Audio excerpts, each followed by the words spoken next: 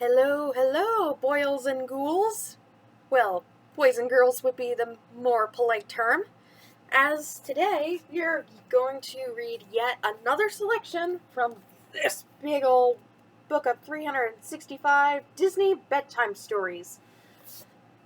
This story is from a very unconventional Disney movie called The Nightmare Before Christmas. Now, if you haven't seen it, it's kind of scary and it's kind of awesome with how they handled the stop motion animation, and the story was actually really interesting to me. I am a personal fan of the movie, and I would encourage you to go and see the movie yourself if you're brave enough.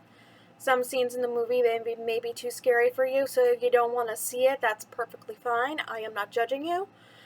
But, for now, let's take a look at scare tactics. Just find the right... Oh, silly me. I bookmarked it. Yep. It was still a few months until Halloween, but Jack the Pumpkin King and his crew were already busily planning for the big day. "We've got to come up with something positively terrifying," Jack said.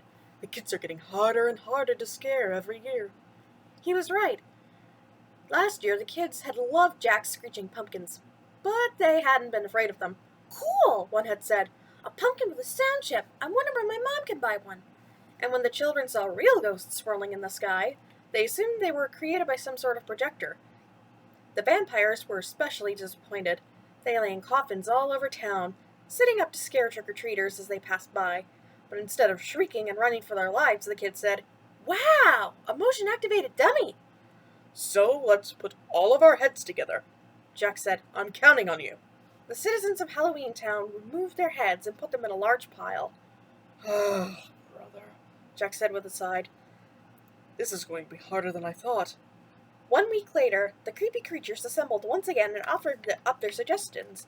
A gaggle of witches stepped forward, cackling with excitement. "We've cooked up a horrible concoction to feed the children. It's made of worms and dirt. It's terrifying."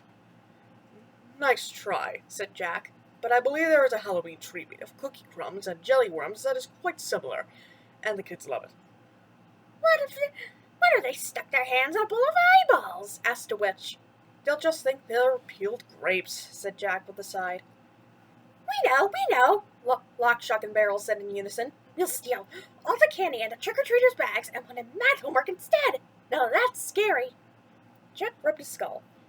"Interesting, but not exactly what I had in mind." As Jack continued to think, Sally sneaked up behind him. She put a finger to her lips and crept closer. When she was right behind him, she screeched, "Boo!" "Ah!" Jack yelled, jumping in the air. "Sometimes the simplest things can be most effective, don't you think?" Sally asked.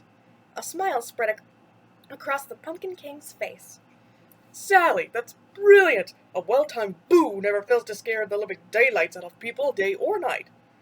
Jack looked at Sally with admiration. She may have been a rag doll, but her head was full of a lot more than stuffing. So, that is our little story. Again, I highly recommend the movie and reading the book, which is sort of the same plot as the movie. I want to thank you all for following me on this little journey. I have been noticing that these short little videos are the ones getting the most amount of amount of views on YouTube. For example, the episode where I read the Pinocchio story got 23 views. And I hope to get a lot more than that, so if you can please like and subscribe to it, it would be very much appreciated. Well, I meant to say 23 likes, rather. But still, I hope to get even more, and I hope you all follow me by liking and subscribing to every single one of my videos. And I hope to see you next week. Goodbye.